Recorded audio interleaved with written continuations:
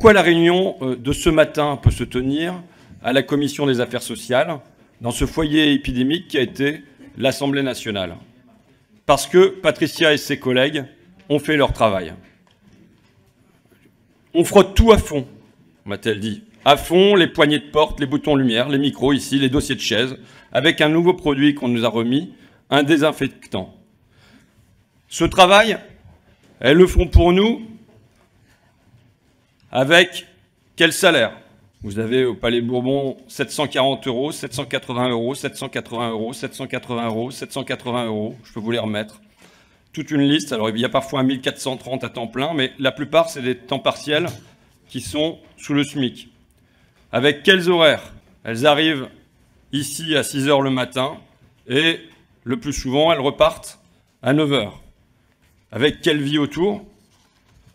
Gradiella, il me dit, j'habite les Mureaux, je me lève à 4 h, je prends le bus à 4 h 53, il m'amène à la gare à 5 h 03. Là, en principe, j'arrive à Saint-Lazare à 6 h 10, mais souvent le train est en retard. Des fois, je pleure. Ensuite, après le travail, je retourne à 9 h 07. C'est-à-dire que vous venez pour 3 heures, je lui demande. Oui, je fais ça depuis 1993. Donc, 3 heures, ça veut dire 30 €. Se lever à 4 h du matin, arriver ici, faire ce travail pour nous, retourner chez elle. La plupart tentent de cumuler plusieurs emplois.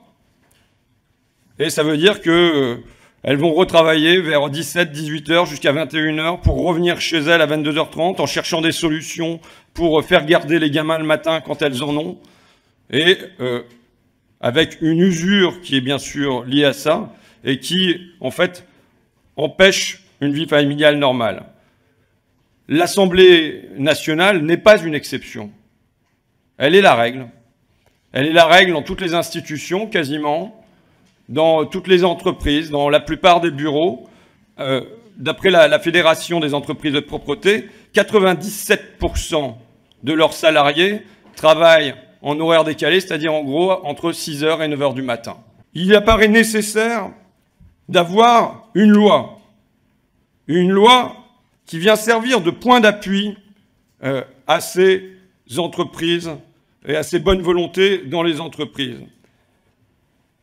Une loi qu'on propose donc en 2 points, une loi pour inciter économiquement au travail de nettoyage en journée, et une loi pour que la sous-traitance ne rime plus avec maltraitance, qu'elle ne soit plus synonyme de dumping social. Aujourd'hui, ça l'est, et ça l'est depuis au moins 20 ans.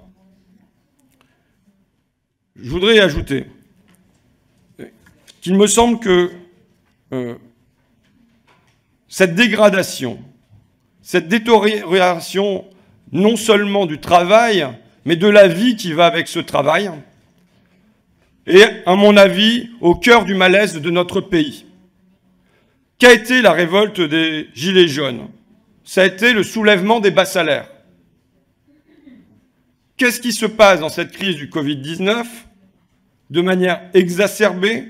C'est que les premiers de corvée ont continué à être de sortie, qu'il s'agisse des auxiliaires de vie sociale, des caissières, des vigiles, ou, en l'occurrence, des femmes de ménage, et avec le sentiment pesant, voire le ressentiment d'une injustice de voir leurs conditions de salaire et de travail être dégradées comme ça depuis plus de 20 ans.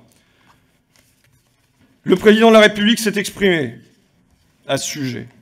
Il a dit « Il nous faudra nous rappeler aussi que notre pays, aujourd'hui, tient tout entier sur des femmes et des hommes que nos économies reconnaissent et rémunèrent si mal. Je suis là pour vous le rappeler. Nous devons nous en rappeler, il faut s'en rappeler, mais il faut agir aussi. » Il poursuivait, citant la Déclaration universelle des droits de l'homme. « Les distinctions sociales ne peuvent être fondées que sur l'utilité commune. Il n'y a pas de commission aujourd'hui, il n'y a pas de fonctionnement parlementaire aujourd'hui sans le passage des femmes de ménage dans cette salle et dans les bureaux alentours. L'hôpital d'Amiens, si les femmes de ménage arrêtent, il ferme en 48 heures. L'utilité commune, elle est indéniable. Et voilà comment aujourd'hui elle est récompensée avec des vies de galère et des salaires de misère. Je suis convaincu que c'est maintenant que nous devons agir. C'est maintenant qu'il faut une loi. Je ne suis pas le seul à le dire. Hier, on auditionnait le directeur de cabinet de Madame Schiappa, secrétaire d'État à l'égalité homme-femme, qui disait « il faut une loi et c'est maintenant ». C'est maintenant qu'il faut une loi. Le patron d'EuropeNet, entreprise qui intervient dans les locaux de l'Assemblée nationale, nous disait « il faut battre le fer tant qu'il est chaud ». Alors, parlementaires, collègues, c'est au pied du mur qu'on voit le maçon. Maintenant, c'est le moment de passer de la parole du président de la République aux actes et à la loi. Écoutez, c'est bien, vous témoignez tous votre reconnaissance, c'est un sujet important, vous êtes attentifs. Moi, j'entends que je ne sois pas le meilleur des législateurs possibles. Même si je suis accompagné dans ce travail par des administratrices qui sont remarquables, qui sont peut-être d'autres invisibles aussi dans leur travail, mais voilà, j'entends qu'il y ait des incohérences, qu'il y ait des insuffisances, tout ce que vous voulez. Maintenant, moi, ce que je vous demande, c'est qu'est-ce que vous mettez sur la table en face? Et pour l'instant, j'entends beaucoup de vide. On y reviendra, Madame Lecoq, j'ai un mot pour vous à la fin. Donc, non. Non, mais... vous savez, j'y vais pas par quatre chemins, moi. Donc, tout ce qui est de dire il faut en repasser par des négociations, revoir les conventions collectives, ça s'appelle Ponce Pilate, ça. Vous vous en lavez les mains. Ça va continuer si on passe par les négociations. Et les syndicats en sont très conscients. Qu'est-ce qu'ils disent? Je suis pour laisser la liberté à la négociation conventionnelle. Jean Hédoux, secrétaire général du FITS-FO. Mais la sous-traitance s'oppose au principe de l'égalité des salariés. La base même de la sous-traitance, c'est l'inégalité. L'égalité doit être préservée. Donc, ce que la loi rend possible avec la sous-traitance, la loi peut le corriger. La CGT Ports des Docks, la CFDT-FS, tous les trois, là, sont des signataires de la convention collective. Qu'est-ce qu'ils disent? Une loi qui fixe un mieux-disant, c'est très bien. Et là, ce que vous nous dites, quand vous renvoyez ça aux négociations, et puis si ça ne marche pas, bah peut-être que derrière on fera une loi, ça fait 20 ans que ça ne marche pas. On m'invite à la prudence. C'est l'un de mes principaux traits.